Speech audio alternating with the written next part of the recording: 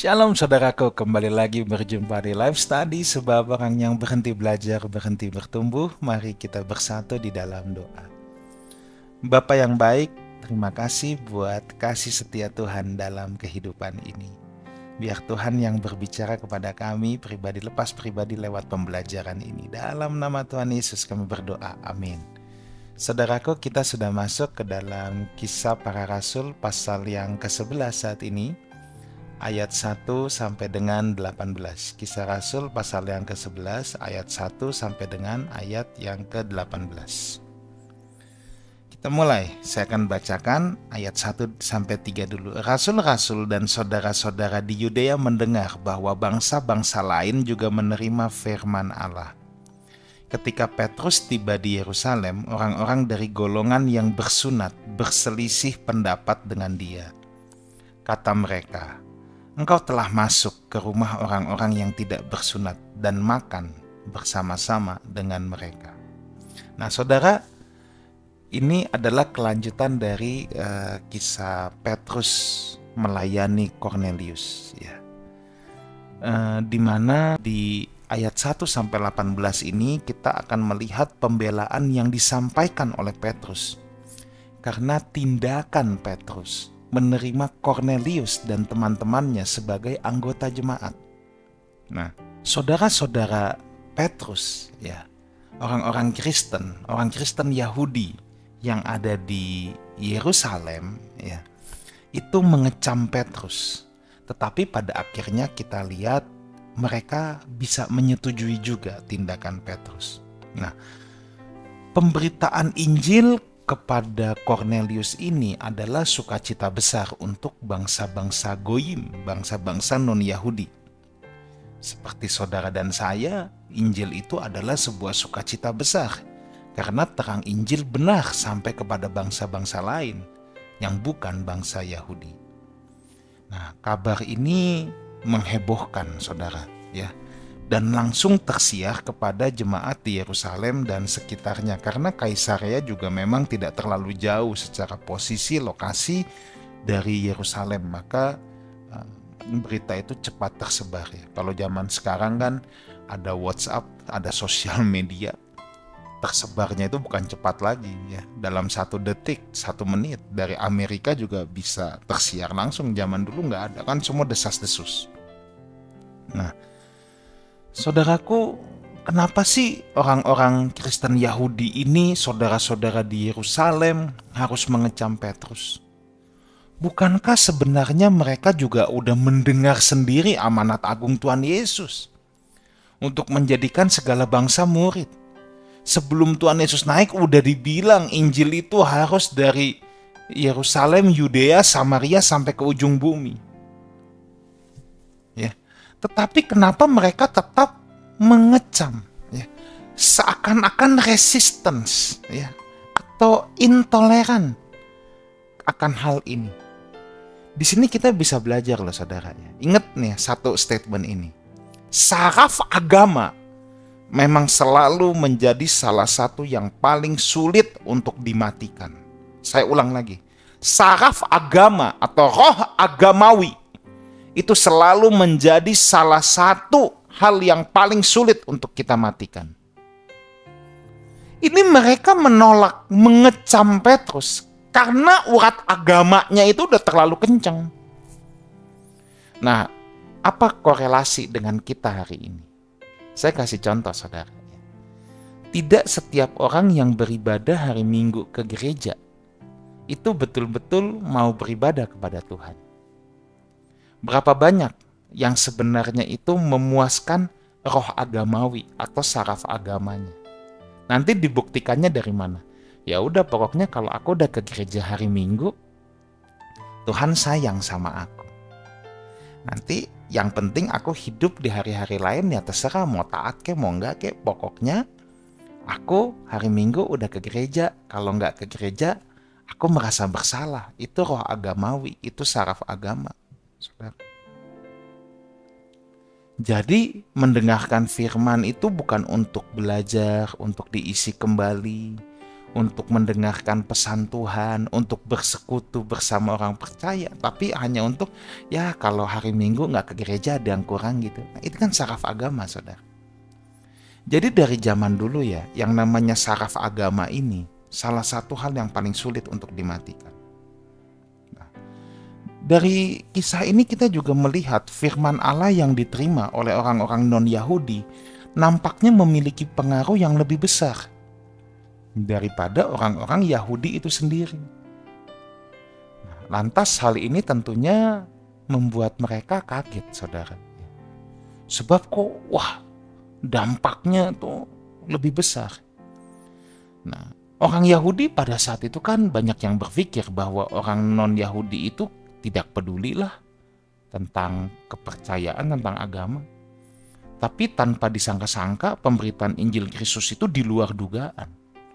Maka kita jangan berasumsi dulu sebelum bertindak. Ya. Kalau mau memberitakan Injil kepada orang-orang yang belum mengenal Kristus, beritakan saja. Kita jangan berasumsi dulu, diberitakan juga pasti nggak mau terima. Ya jangan begitu, saudara. Ya. Oke, mereka mengecam Petrus yang masuk ke rumah dan makan bersama dengan orang yang tidak bersunat, atau Cornelius dan keluarga dan teman-temannya, karena orang-orang Yahudi menganggap itu sebagai satu kejahatan. Mereka menganggap orang Kristen Yahudi saat itu, mereka kan satu sisi mengakui Petrus sebagai rasul. Mereka menganggap Petrus telah menodai kehormatan jabatan kerasulannya. Nah, di sini kita harus belajar dari Petrus. Ya, Petrus nggak jadi emosi, saudara. Seorang pelayan Tuhan tidak boleh merasa anti kritik jika didebat atau ada orang yang mempertanyakan pelayanan kita jangan jadi anti. Ya, pelayan Tuhan nggak boleh jadi anti. Kalau ada yang berbeda, ada yang mempertanyakan, nggak apa-apa, harus dihadapi dengan tenang. Ya, di sini kita belajar dari Petrus. Gimana cara Petrus menghandle situasi ini? Ya, ayat yang keempat. Tetapi Petrus menjelaskan segala sesuatu berturut-turut. Lihat ya, Petrus memberikan penjelasan yang lengkap dan memadai tentang persoalan ini. Petrus tidak berargumen, Petrus tidak merasa terhina, tidak berusaha mendebat balik, tidak berusaha membela diri, ataupun meminta maaf untuk memuaskan hati mereka. Petrus nggak salah, dia nggak perlu minta maaf kepada saudara-saudara di Yerusalem. Ya. Tetapi Petrus menjelaskan segala sesuatu berturut-turut. Artinya secara sistematis, ya, dengan tenang dan jelas. Kemudian membiarkan mereka sendiri yang menilai apakah penerimaan Petrus terhadap Cornelius adalah hal yang salah. Petrus yakin bahwa semua ini bukan pekerjaannya, melainkan pekerjaan Allah sendiri. Maka dia juga nggak perlu emosi, nggak perlu kesel. Dia menjelaskan pelan-pelan kepada saudara-saudara di Yerusalem. Nah, kita lihat ayat 5 sampai dengan ayat yang ke-10 sekarang ya, saudara. Saya akan bacakan, agak panjang ini. Aku sedang berdoa di kota Yope. Tiba-tiba rohku diliputi kuasa ilahi dan aku melihat suatu penglihatan. Suatu benda berbentuk kain lebar yang bergantung pada keempat sudutnya diturunkan dari langit sampai di depanku. Aku menatapnya dan di dalamnya aku lihat segala jenis binatang berkaki 4 dan binatang liar dan binatang menjalar dan burung-burung. Lalu aku mendengar suara berkata kepadaku, "Bangunlah, hai Petrus, sembelilah dan makanlah." Tetapi aku berkata, "Tidak Tuhan, tidak, sebab belum pernah sesuatu yang haram yang tidak tahir masuk ke dalam mulutku." Akan tetapi untuk kedua kalinya suara dari sorga berkata kepadaku, "Apa yang dinyatakan halal oleh Allah tidak boleh engkau nyatakan haram." Hal itu terjadi sampai 3 kali, lalu semuanya ditarik kembali ke langit. Coba lihat di sini Bapak Ibu yang terkasih. Petrus menyaksikan bahwa yang ia lakukan bukan atas keinginannya sendiri, melainkan yang ia lakukan adalah perintah dari langit. Dia sendiri pun sebagai orang Yahudi yang dari kecil mentaati Taurat, dia enggan melakukan hal itu. Ya. Tetapi di ayat yang kelima dan keenam kita lihat ya, aku sedang berdoa di Yope tadi ya. Tetapi tiba-tiba ada perintah untuk Petrus untuk tidak lagi membeda-bedakan seperti yang diperintahkan hukum Taurat yang sifatnya lahiriah saja. Ya, ada perintah langsung. Maka di ayat yang ketujuh ya, itu ada perintah sembelih semuanya.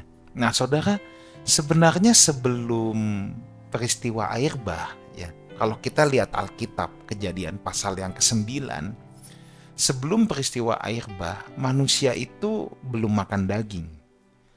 Tumbuh-tumbuhan, biji-bijian yang menjadi makanan. Nah, tetapi di Kejadian 9 ayat 3, setelah datangnya air bah, ya, maka manusia di situ mulai memakan daging. Tetapi hukum Taurat membatasi apa saja yang boleh, apa yang tidak boleh. Jadi sejak Kejadian pasal 9 setelah air bah turun, manusia justru boleh makan daging. Tapi kemudian hukum Taurat turun membatasi, tidak semuanya boleh. Nah, tetapi sekarang pembatasan itu sudah dicabut. Ya, dengan Injil Kristus menggenapi hukum Taurat, pembatasan tersebut sudah dicabut. Ayat yang ke-8. Petrus menjelaskan bahwa awalnya juga ia menolak sama seperti mereka.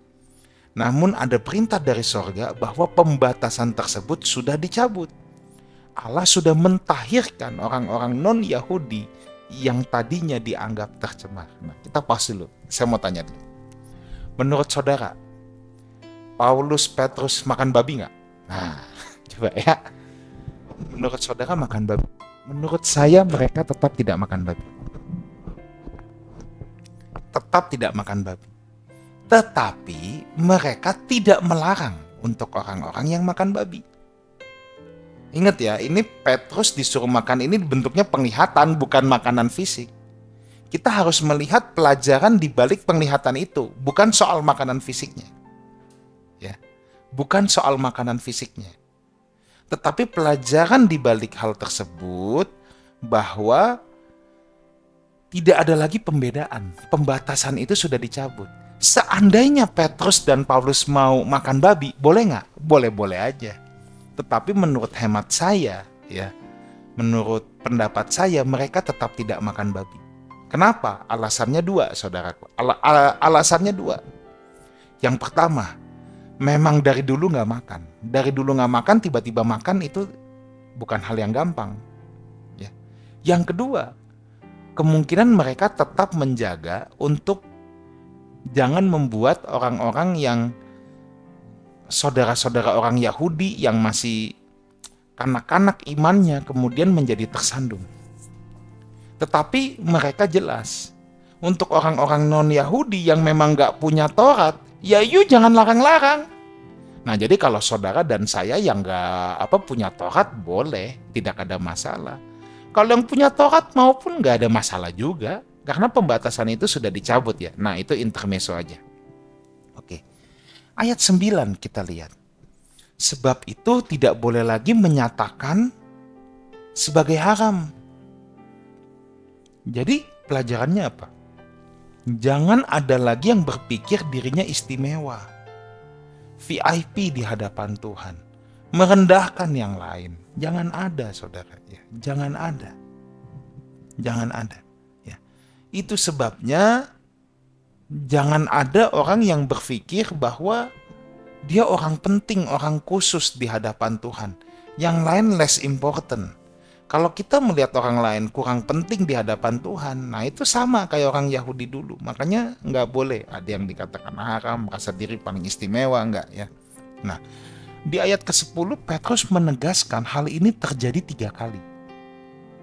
Maksudnya apa? Berarti hal ini betul-betul penting dan serius. dan tidak untuk dibantah oleh dirinya.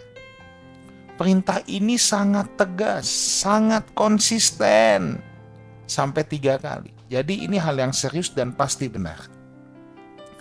Ayat 11 dan 12.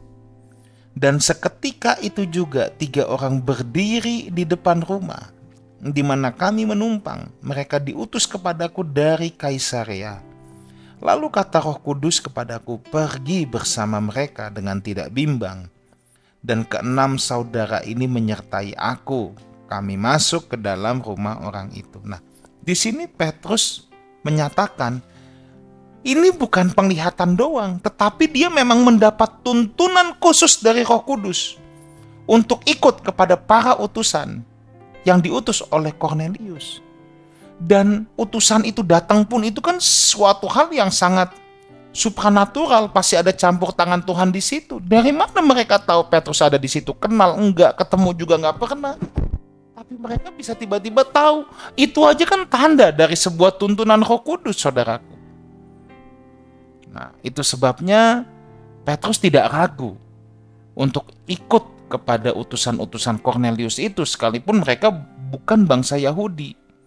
Nah, tetapi di sini Petrus bijaksana, saudara. Petrus bisa nggak pergi sendiri? Bisa. Tapi dia mengajak orang-orang bersunat lainnya, ya, atau saudara-saudaranya, ya, untuk menyertai dia, mendampingi. Untuk apa? Untuk bersaksi apa yang akan terjadi. Nah, di sini Petrus bijaksana, saudara, sangat bijaksana. Baru kita lihat ayat yang ke-13. Lalu ia menceritakan kepada kami, sebagaimana ia melihat seorang malaikat berdiri di dalam rumahnya dan berkata kepadanya, suruhlah orang ke Yope untuk menjemput Simon yang disebut Petrus. Nah, Petrus mulai bercerita kepada saudara-saudara di Yerusalem. Kamu tahu nggak? Ternyata, tadi kan Petrus cerita penyataan Allah yang dia dapatkan. Ternyata, Kornelius itu juga dapat penyataan Allah. Makanya nggak aneh dia bisa kirim orang. Sekalipun kami nggak saling kenal, ketemu nggak pernah, apalagi dulu belum zaman sosial media. Kalau sekarang zaman sosial media, saudara lihat TikTok, lihat Instagram, lihat Facebook, saudara bisa melihat orang yang saudara tidak kenal. Ya. Tetapi zaman dulu gimana? Kamera belum ada, foto belum ada, coba. Nah, itu kan lebih sulit lagi, saudara. Sekarang bisa cari orang, oh ya kita at least tahulah mukanya. Zaman dulu semuanya belum ada. Dan Petrus bilang, kamu jangan terkejut. Kornelius juga dapat penyataan Tuhan. Nah, ketika Petrus menyaksikan Kornelius juga mendapatkan penyataan Tuhan, sebenarnya secara tersirat, Petrus udah mau kasih tahu sama teman-temannya, saudara-saudara di Yerusalem, bahwa hey, look, Tuhan berkenan loh sama Kornelius. Maka Tuhan sendiri yang kasih penyataan kepada Petrus. Ayat 14. Ia akan menyampaikan suatu berita kepada kamu yang akan mendatangkan keselamatan bagimu dan bagi seluruh isi rumahmu. Tuh, jelas dan kuat berita kepada Kornelius bahwa akan ada berita keselamatan, berita Injil yang akan menyelamatkan seisi rumahnya. Nah, kesaksian Petrus ini berarti mau bilang apa? Bahwa keselamatan itu memang untuk bangsa-bangsa lain. Ini bukan Kornelius yang minta-minta, tetapi penyataan Tuhan sendiri kepada Kornelius bahwa ia akan mendatangkan keselamatan untuk dirinya, untuk seisi rumahnya, yang adalah orang-orang non-Yahudi. Nah, jadi apa haknya saudara-saudara orang Kristen Yahudi untuk melarang? Kalau Tuhan sendiri yang menyatakan dia akan mendatangkan, masa kita yang larang? Nggak boleh Tuhan, itu kan bukan bangsa Yahudi. Nggak bisa. Tuhan sendiri kok yang memutuskan hal tersebut. Nah, di sini kita harus paham. Ayat 15, ketika aku mulai bicara, turunlah Roh Kudus ke atas mereka, sama seperti dahulu ke atas kita. Ini ada sebuah kebenaran itu jelas dan tidak dapat disangkal. Ya, Tuhan memberikan konfirmasi Dan Petrus mengingatkan kepada saudara-saudara bersunat akan apa yang terjadi kepada mereka semua. Nah, jadi kita lihat ya, bagaimana cara Petrus menjelaskan ini luar biasa. Dia menjelaskan secara berturut-turut kan. Pertama-tama dia bilang, "Hei, aku dapat penyataan Tuhan. Roh Kudus bicara sama aku." Lalu dikonfirmasi apa? Ternyata bukan aku sendiri yang dapat penyataan Tuhan. Cornelius juga dapat, makanya dia bisa turun orang. Lalu kan Petrus sedang menjelaskan, aku nih memberitakan Injil loh kepada bangsa-bangsa lain. Bahwa rupanya Tuhan sendiri yang menyatakan keselamatan memang akan datang untuk bangsa-bangsa lain. Nah, jadi kita bisa lihat kesinambungannya. Nah, dan terakhir itu divalidasi, kayak disil, kayak dimateraikan. Dengan apa? Dengan peristiwa turunnya Roh Kudus atas mereka. Nah, ini dalam minggu lalu yang kita belajar bahwa mereka pun ikut berbahasa lidah. Cornelius. Coba lihat, ini kan validasinya saudara. Validasinya, oh iya memang betul Tuhan berkenan atas mereka. Ini bukti langsung. Jadi saudara-saudara tidak bisa mempertanyakan Petrus, kamu tahu dari mana? Cornelius dan saudara-saudaranya juga dipenuhi Roh Kudus. Lah Petrus bilang, loh, dia mengalami persis apa yang kita alami dulu. Ayo, mau ngomong apa sekarang? Kan berarti kuat sekali ini. Memang sudah kehendak Tuhan, Injil harus diberitakan kepada bangsa-bangsa. Memang sudah kehendak Tuhan. Sekali lagi, minggu lalu saya sudah katakan bahwa zaman dulu, kenapa salah satu ciri penanda utamanya orang dibaptis Roh Kudus langsung berbahasa lidah? Tanda-tanda masih sangat diperlukan. Sebab ini penetrasi awal, saudara, ya, penetrasi awal untuk merobohkan, meruntuhkan sistem-sistem yang lama. Kalau zaman sekarang, bahasa roh jangan kita anti, tetap ada. Bahasa lidah itu tetap ada. Saya berbahasa lidah. Tetapi kita tidak boleh menghakimi orang-orang yang tidak berbahasa lidah sebagai belum dipenuhi Roh Kudus. Tetapi kalau kita tidak berbahasa lidah pun kita jangan menghakimi, itu dibuat-buat, itu pasti palsu. Oh, saya paham ada yang palsu, ada yang dibuat-buat. Tapi tidak semuanya palsu, tidak semuanya dibuat-buat. Ya. Jadi kita jangan cepat menilai, jangan cepat menghakimi menurut ukuran-ukuran kita sendiri. Tetapi kita lihat di sini bagaimana Petrus mengatasi keriuhan ini. Yang kita lihat 16-18. Maka teringatlah aku akan perkataan Tuhan. Yohanes membaptis dengan air, tetapi kamu akan dibaptis dengan Roh Kudus. Jadi, jika Allah memberikan karunia-Nya kepada mereka, sama seperti kepada kita, pada waktu kita mulai percaya kepada Yesus Kristus, bagaimana mungkin aku mencegah dia? Kan kuat sekali statementnya. Ketika mereka mendengar hal itu, mereka menjadi tenang, lalu memuliakan Allah. Katanya, jadi kepada bangsa-bangsa lain juga Allah mengaruniakan pertobatan yang memimpin kepada hidup. Saudara, peristiwa pengalaman ini membuat saudara-saudara yang di Yerusalem, maksud saya, tidak dapat menyangkali bahwa ini pekerjaan Tuhan. Ya. Sebab apa? Bila mereka menyangkali, mereka tetap tidak mau menerima Cornelius, berarti mereka juga harus menyangkali bahwa apa yang dulu mereka alami adalah pekerjaan Tuhan. Kalau dia bilang apa yang terjadi kepada Cornelius bukan pekerjaan Tuhan, maka apa yang dulu mereka alami itu juga bukan pekerjaan Tuhan. Mereka nggak berani menyangkali hal tersebut. Ya. Nah, jadi memang di zaman gereja mula-mula, sekali lagi Tuhan sangat perlu tanda, sebab Injil sedang ingin penetrasi khususnya kepada bangsa-bangsa yang sama sekali belum pernah mendengar Injil, sekaligus Tuhan mau mendobrak pola berpikir eksklusif yang dimiliki oleh bangsa Yahudi. Tetapi kita melihat di sini bahwa saudara-saudara itu tidak jadi panas malah berantem, enggak, justru menjadi tenang lalu memuliakan Allah. Saya percaya begini saudara ya, orang-orang yang dipenuhi oleh Roh Kudus ya, yang ada di dalam Tuhan, Kadangkala terhadap saudara seiman kita bisa salah paham, bisa. Ini kan saudara-saudara di sini awalnya salah paham dengan Petrus. Tetapi kalau bersama-sama dengan teduh, melihat bagaimana Tuhan bekerja, maka saya percaya kesalahpahaman itu akan digantikan dengan memuliakan Allah. Ya. Kiranya Tuhan Yesus memberkati kita semua. Amin. Bapa dalam sorga, materaikan apa yang menjadi kebenaran firman-Mu di lubuk hati anak-anak-Mu. Terima kasih Tuhan. Hanya di dalam nama Tuhan Yesus kami berdoa dan mengucap syukur. Amin. Saudaraku, saya mengajak Bapak Ibu Saudara yang berdomisili di Jakarta Barat dan di sekitarnya, kami ada ibadah setiap hari Minggu jam 10 pagi di Wang Plaza lantai 2. Sampai jumpa, ketemu di Lifehouse Community, ya. Sebab orang yang berhenti belajar, berhenti bertumbuh. Sampai jumpa minggu depan. Amin.